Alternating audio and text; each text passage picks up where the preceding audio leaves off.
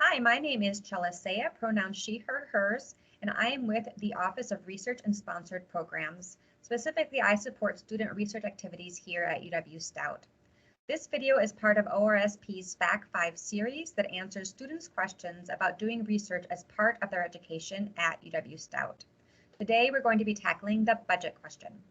Joining me to answer this question is financial specialist Callie Casso, who is an excellent resource for students who are developing a budget to apply for or manage a student research grant. So welcome, Callie. Hello, everyone. We're glad you could be here.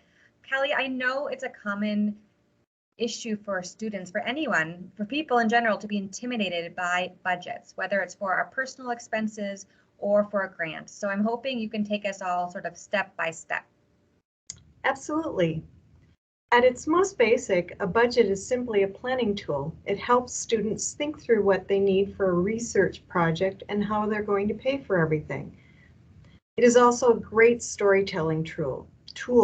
It can really help a grant review committee get a good sense of what the students plan to do while building trust in the committee. In other words, a realistic, detailed budget strengthens a grant proposal, but a budget that overestimates or underestimates or misses costs weakens the proposal.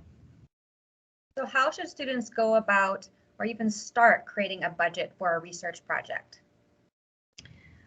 When students are planning out a research project, they should start by brainstorming all the possible costs. Most people think of supplies and equipment, and they are often a big part of the budget, but they can also include services, registration fees, and travel costs. So Callie, I know at UW-Stout, students can apply either for a student research grant to actually conduct research or a dissemination grant to share results of their research that they've already completed, like to publish or to present at a conference. So for a dissemination grant, students often have travel costs. Is that right? That's correct.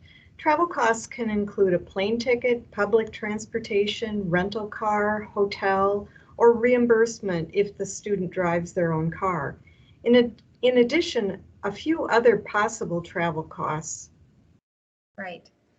So I know that sometimes students will submit a grant proposal and later the review committee will come back to them and say that one item or another on the budget isn't allowable. What does that mean, allowable?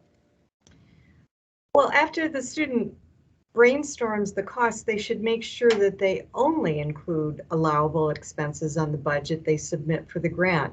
I already mentioned a number of allowable expenses, but expenses that are not allowable are supplies that cost $5,000 or more. Also, items that the student already purchased prior to the grant award. Professional membership fees are not allowed. Wisconsin sales tax is not allowed. Food isn't allowed except for travel. And I also mentioned when the review committee reviews a grant proposal's budget, they'll consider whether any of the items can be obtained from the department. So students should go over their initial budget with their faculty research advisor first and ask whether any of the items can be borrowed. Right, that's a good tip. So once students have a good list of costs, what do they do next? The next step is to collect information about each item. This can include items and per item cost. So Callie, where do students get the item numbers or per unit cost?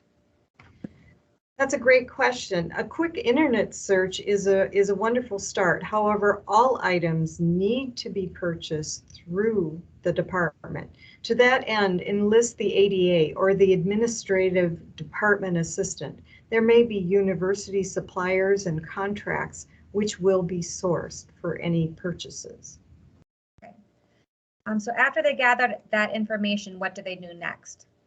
Next, it's time to actually put the numbers in a budget table format, listing everything separately and explaining everything in the budget justification. The justification is an explanation of the budget in words. I think at this point, though, it's best if we can show students what I'm talking about. All right, that sounds good.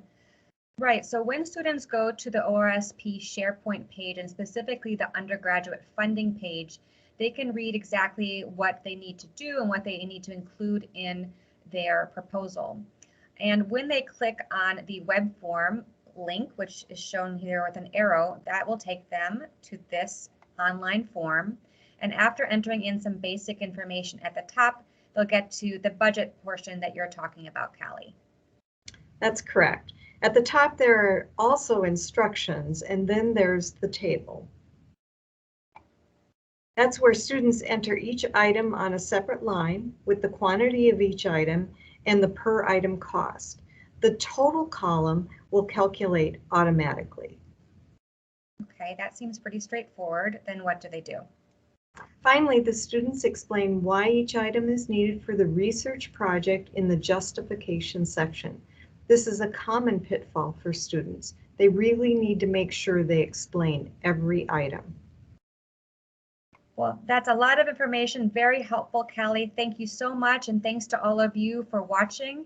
And we want to emphasize that we're all here to help you in whatever way we can, and we hope you reach out to the ORSP office through any of the channels you see on this slide.